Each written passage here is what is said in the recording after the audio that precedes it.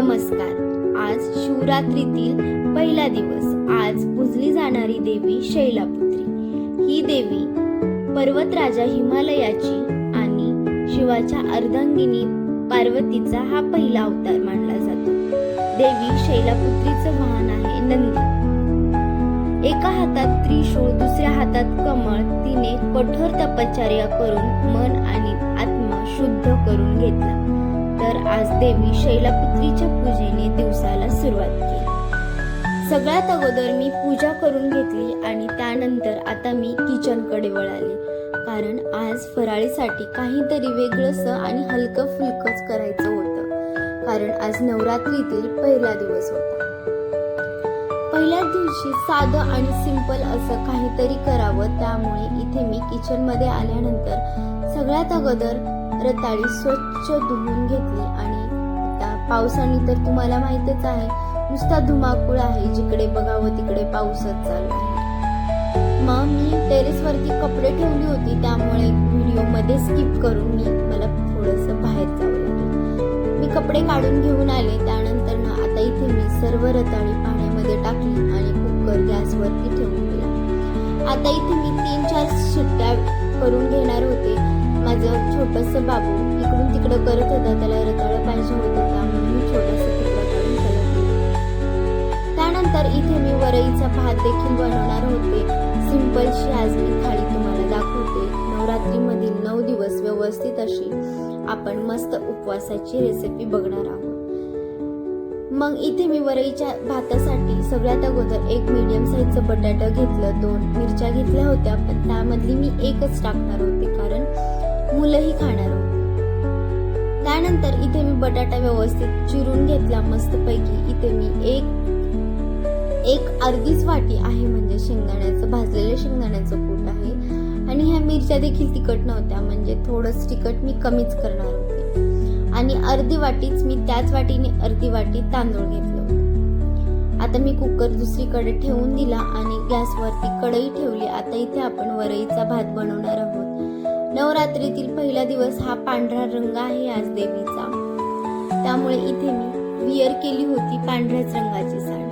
त्यानंतर आता इथे मी एक मीडियम साईजचा बटाटा, 1.5 चमचाच तेल टाकला आहे. मीडियम साईजचा बटाटा तेलामध्ये टाकून घेतला. आता एक 5 ते 10 मिनिटं आपण बटाटा व्यवस्थित फ्राय करून घ्यायचा आहे. आणि जी मिरची कट करून घेतली होती ना, ती पण मी तेलामध्ये टाकली आणि थोडंसं मीठ टाकून घेतलं. यामुळे लवकर बटाटा शिजण्यास मदत होते, परतण्यात मदत होते आणि बटाटा ना खाली चिटकत नाहीये.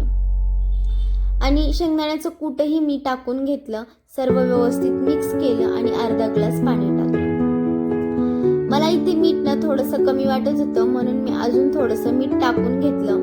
आता हे सर्व आपलं म्हणजे फोडणी तेलामध्ये व्यवस्थित अशी तयार झाली. मस्त फोडणी बसली आणि वरईचं तांदूळ आता मी धुवून घेतलं, कारण कधीही ना व्यवस्थित असं साफ करून घ्यायचं वरईचं तांदूळ. त्यामुळे ना मध्ये कचरा वगैरे असतो, कधी कधी म्हणजे खडे वगैरे पण असू शकतात. धुवून घेतलं, टाकून घेतलं. आता इथं उकळी आली होती आपल्या मस्त. आता आपलं एक 5 ते 10 मिनिटं इथे झाकून मंद आचेवरती व्यवस्थित आपण तांदूळ शिजवून घ्यायचं. जरी आता छोटं थोडंच वाटत असलं ना, तरी नंतर शिजल्यानंतर फुललं जातं तांदूळ आणि व्यवस्थित शिजतं. आता इथे मी 5 मिनिटं व्यवस्थित असं झाकून मंद आचेवरती ठेवून दिलं. आता इथे आपली रताळी देखील व्यवस्थित अशी शिजली होती. मी इथे 3 शिट्ट्या काढून घेतल्या होत्या. इथे बघा, आता एका चम्मचनी ना आपण बघून घ्यायचं आहे रताळी शिजलेत की नाही.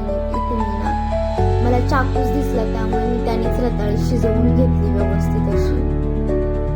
आता सर्व आपण एका प्लेटमध्ये काढून घ्यायचे आहे आणि सर्व व्यवस्थित अशी साल काढून घेणार आहोत. इथे बघा, आता मी सर्व ही रताळी व्यवस्थित एका भांड्यामध्ये काढून घेतली आहे.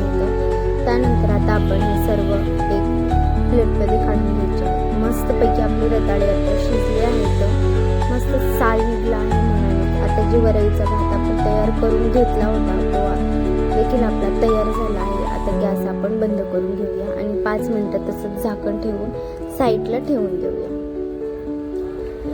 आणि आता नवरात्रीतील हा पहिला कलर म्हणजे पांढरा आहे, त्यामुळे इथे मी साडी पांढरीच विअर केली होती. आता आपली मस्तपैकी प्लेट तयार आहे. मस्त आपली म्हणजे पहिल्या दिवसाचं हलकं फुलकं असं. नवीन असाल तर माझ्या चॅनलला नक्की सबस्क्राईब करा, कारण नवीन यूट्यूबरसाठी ना तुमचा एक सबस्क्रायबर खूप जास्त महत्त्वाचा असेल. प्लीज व्हिडिओ जर आवडला असेल तर नक्की सबस्क्राईब करा.